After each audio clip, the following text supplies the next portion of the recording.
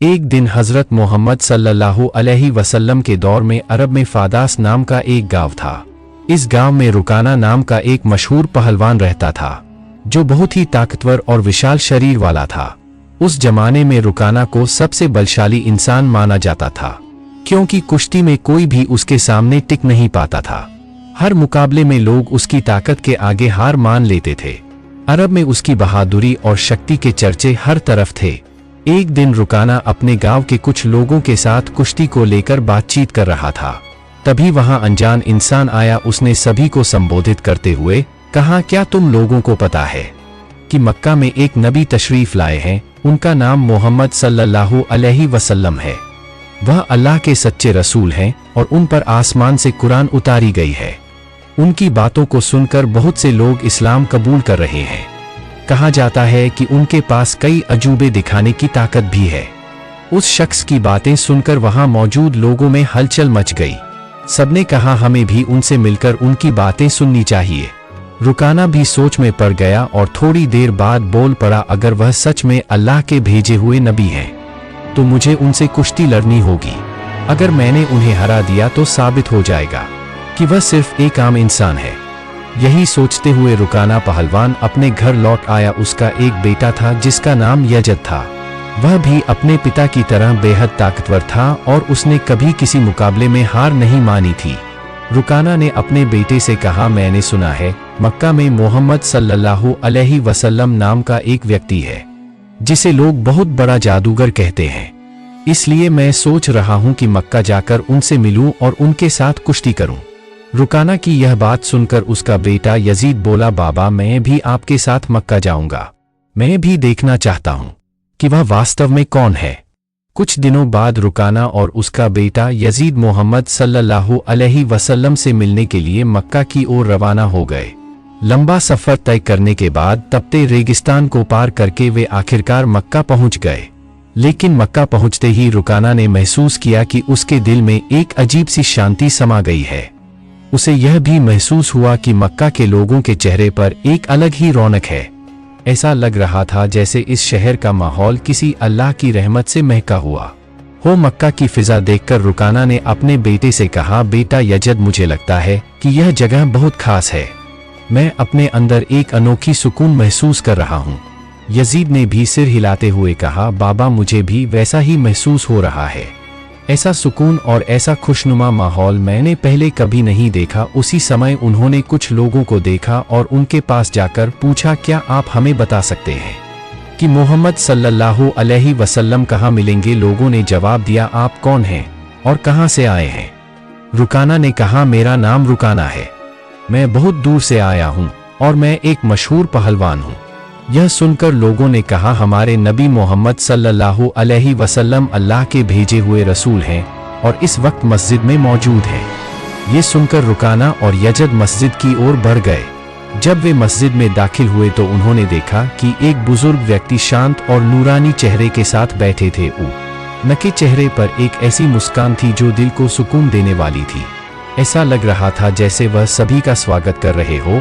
रुकाना ने गौर से देखा और समझ गया कि यही वही व्यक्ति है जिनके बारे में उसने सुना था। वह उनके पास गया और आदर पूर्वक सलाम करते हुए बोला, है मोहम्मद, क्या आप वही व्यक्ति हैं जिनके बारे में लोगों से सुना है? लोग कहते हैं कि आप अल्लाह के भेजे हुए रसूल हैं। मोहम्मद सल्लल्लाहु अलैहि वसल्लम ने बड़े ही नरम लहजे में जवाब दिया, वालेकुम अस्सलाम, हाँ तुमने सही सुना है, लेकिन तुम कौन हो और कहां से आए हो? रुकाना ने गर्व से कहा, मैं बहुत दूर से आपकी तलाश में आया हूं। मेरा नाम रुकाना है और मैं इस दौर का सबसे ताकतवर पहलवान हूं। अब तक मैंने कभी किसी कुश्ती में हार नहीं मानी। रसूल पाक सल्लल्लाहु अलैहि वसल्लम ने मुस्कुराते हुए कहा, रुकाना पहले बैठो, फिर हम बातें करेंगे। रुकाना सोचने लगा कि यह शख्स मुझसे आखिर क्या बात करना चाहते हैं।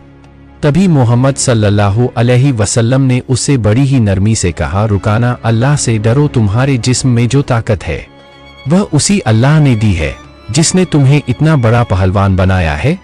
उसी महान अल्लाह के आगे सिर झुकाओ, उसी पर ईमान लाओ और मुझे उसका रसूल मानो। रुकाना ने हैरानी से कहा, है मोहम्मद, तुम क्या कह रहे हो? मैं तो यहाँ सिर्फ कुश्ती लड़ने आया हूँ। मैंने सुना है कि तुम अल्लाह के भेजे हुए रसूल हो और तुम्हारे पास कोई खास ताकत है। इसी वजह से मैंने फैसला किया कि मैं तुम्हारे साथ कुश्ती करूंगा, लेकिन तुम मुझे इस्लाम अपनाने के लिए कह रहे हो। दयालु नबी मोहम्मद सल्लल्लाहु अलैहि वसल्लम ने नरमी से कहा, रुकाना तुम मेरे साथ कुश्ती लड़ना चाहते हो, लेकिन यह मेरा काम नहीं है। कुश्ती लड़ना पहलवानों का काम है और मैं कोई पहलवान नहीं हूँ। रुकाना हंसते हुए बोला, है मोहम्मद, मैं तुम्हारी यह बातें सुनने नहीं आया हूँ। मैंने सुना है कि तुम बहुत ताकतवर हो, तुम्हें जादू भी आता है। अगर तुम सच में अल्लाह के रसूल हो तो अपनी ताकत से मुझे कुश्ती में हरा कर दिखाओ। मोहम्मद सल्लल्लाहु अलैहि वसल्लम मुस्कुराए और बोले, रुकाना तुम इतनी जिद कर रहे हो, इसलिए मैं तुम्हारे साथ एक शर्त पर कुश्ती लड़ने के लिए तैयार हूँ। रुकाना ने उत्सुकता से पूछा, क्या शर्त है? नबी रहमत सल्लल्लाहु अलैहि वसल्लम ने फरमाया, अगर तुम कुश्ती में मुझसे हार गए तो तुम्हें इस्लाम कबूल करना होगा और मुझे अल्लाह का भेजा हुआ रसूल मानना होगा। रुकाना यह सुनकर सोचने लगा, ये एक आम आदमी मुझे कैसे हरा सकता है? मेरी चौड़ी छाती, मजबूत हाथ पैर और गजब की ताकत के सामने यह मामूली इंसान नहीं टिक पाएगा। मैं दुनिया का सबसे ताकतवर पहलवान हूँ और आज तक कोई मुझे हरा नहीं सका। यह तो पहलवान भी नहीं है, फिर यह मेरी बराबरी कैसे करेगा? यही सोचकर रुकाना ने मोहम्मद सल्लल्लाहु अलैहि वसल्लम का मजाक उड़ाया और फिर घमंड भरे स्वर में बोला, ठीक है, मैं तुम्हारी शर्त मानता हूँ। अगर तुम मुझे हरा देते हो तो मैं तुम्हें अल्लाह का रसूल मान लूंगा, अल्लाह पर ईमान लाकर इस्लाम कबूल कर लूंगा। इसके बाद कुश्ती के लिए एक बड़ा मैदान तैयार किया गया। मक्का और आसपास के इलाकों से लोग यह मुकाबला देखने के लिए उमड़ पड़े। हर कोई उत्सुक था कि क्या होगा। लोग जानते थे कि रुकाना अपनी ताकत के लिए मशहूर है, लेकिन वे यह भी देखना चाहते थे कि मोहम्मद सल्लल्लाहु अलैहि वसल्लम कैसे मुकाबला करेंगे। फिर तय समय पर मुकाबला शुरू हुआ। दयालु नबी मोहम्मद सल्लल्लाहु अलैहि वसल्लम और रोका मैदान में उतरे। जैसे ही मुकाबला शुरू हुआ, रुकाना ने पूरे जोश के साथ रसूल सल्लल्लाहु अलैहि वसल्लम पर हमला करने के लिए कदम बढ़ाया, लेकिन तभी नबी रहमत सल्लल्लाहु अलैहि वसल्लम ने बड़ी आसानी से रुकाना को पकड़कर एक झटके में उठा लिया और जमीन पर पटक दिया। रुकाना को यकीन ही नहीं हुआ कि वह इतनी आसानी से गिर गया। उसने खुद को संभालने की कोशिश की, लेकिन उसने महसूस किया कि उसकी आधी ताकत खत्म हो चुकी थी। रसूल सल्लल्लाहु अलैहि वसल्लम ने मुस्कुराते हुए कहा, हे रुकाना, तुम हार चुके हो। अब भी क्या तुम मुकाबला जारी रखना चाहते हो? क्यों नहीं अपनी हार मान लेते और इस्लाम कबूल कर लेते? लेकिन घमंडी रुकाना ने कहा, नहीं, ये सिर्फ एक संयोग था, मुझे एक और मौका दो, इस बार मैं तुम्हें हरा दूंगा। दयालु नबी सल्लल्लाहु अलैहि वसल्लम ने फरमाया, ठीक है, मैं तुम्हें एक और मौका देता हूँ, लेकिन अगर इस बार भी तुम हार गए तो तुम्हें अपनी हार माननी होगी और इस्लाम कबूल करना होगा। लोगों की निगाहें फिर से मुकाबले पर जम गई। रुकाना ने इस बार पूरी ताकत झोंक दी और पूरी कोशिश की कि वह किसी भी हाल में नबी सल्लल्लाहु अलैहि वसल्लम को हरा दे। लेकिन जैसे ही उसने हमला करने के लिए कदम बढ़ाया, दयालु नबी ने फिर से उसे उठाकर जमीन पर पटक दिया। रुकाना को फिर से हार का सामना करना पड़ा। रसूल सल्लल्लाहु अलैहि वसल्लम ने कहा, हे रुकाना, अब भी क्या तुम्हें यकीन नहीं हुआ? मान लो कि अल्लाह ने मुझे सच्चाई के साथ भेजा है। अब भी वक्त है, ईमान ले आओ। लेकिन रुकाना का अहंकार उसे हार मानने नहीं दे रहा था। वह अपने मन में सोच रहा था, मैंने कभी किसी से कुश्ती में हार नहीं मानी, फिर यह कैसे संभव है कि मैं किसी ऐसे इंसान से हार जाऊं जो पहलवान भी नहीं है। इसलिए उसने फिर से नबी सल्लल्लाहु अलैहि वसल्लम से कहा, मुझे एक आखिरी मौका दो और हमारे नबी तो रहमतुल आलमीन हैं। उन्होंने फिर से उसे मौका दिया। तीसरी बार मुकाबला शुरू हुआ। इस बार रोका ने अपनी पूरी ताकत लगा दी, लेकिन जैसे ही वह हमला करने के लिए आगे बढ़ा, नबी सल्लल्लाहु अलैहि वसल्लम ने उसे फिर से उठाकर जमीन पर पटक दिया। अब रुकाना उठने की कोशिश कर रहा था, लेकिन उसकी ताकत जवाब दे चुकी थी। उसे समझ में आ चुका था कि मोहम्मद सल्लल्लाहु अलैहि वसल्लम कोई आम इंसान नहीं है, बल्कि अल्लाह के भेजे हुए सच्चे रसूल हैं और इस्लाम सबसे बेहतरीन धर्म है।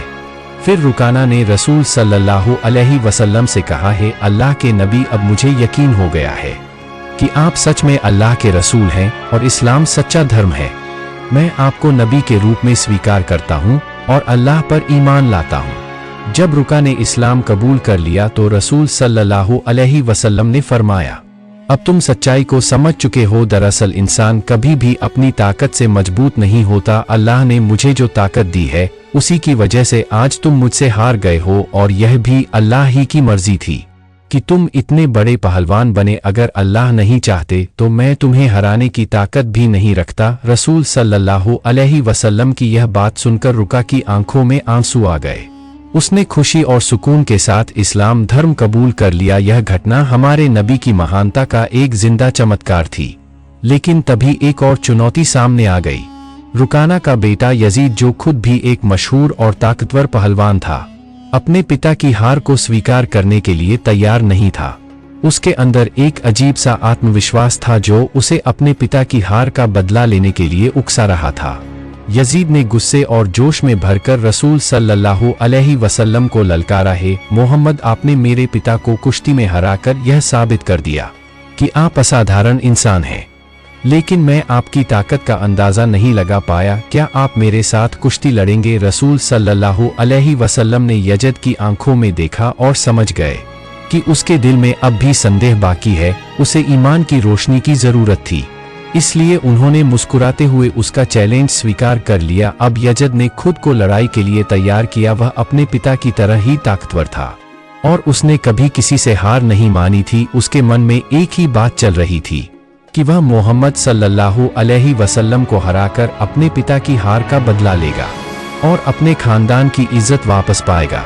फिर जब कुश्ती शुरू हुई तो यजद ने अपनी पूरी ताकत लगा दी। हजरत मोहम्मद सल्लल्लाहु अलैहि वसल्लम पर हमला किया गया, लेकिन हमारे नबी ने हर एक वार को आसानी से रोक लिया। यजद हैरान रह गया, उसे यकीन नहीं हो रहा था कि यह कैसे संभव है। फिर रसूल सल्लल्लाहु अलैहि वसल्लम ने उसे एक मौका दिया ताकि वह अपनी पूरी ताकत आजमा सके। यजद ने पूरी ताकत से हमला किया, लेकिन इस बार भी रसूल सल्लल्लाहु अलैहि वसल्लम ने उसे जमीन पर गिरा दिया। यजद का शरीर इतनी जोर से जमीन से टकराया कि उसे लगा जैसे उसकी हड्डियां टूट गई हैं। यजद ने फिर से उठने की कोशिश की, लेकिन उसके पैरों में ताकत नहीं बची थी।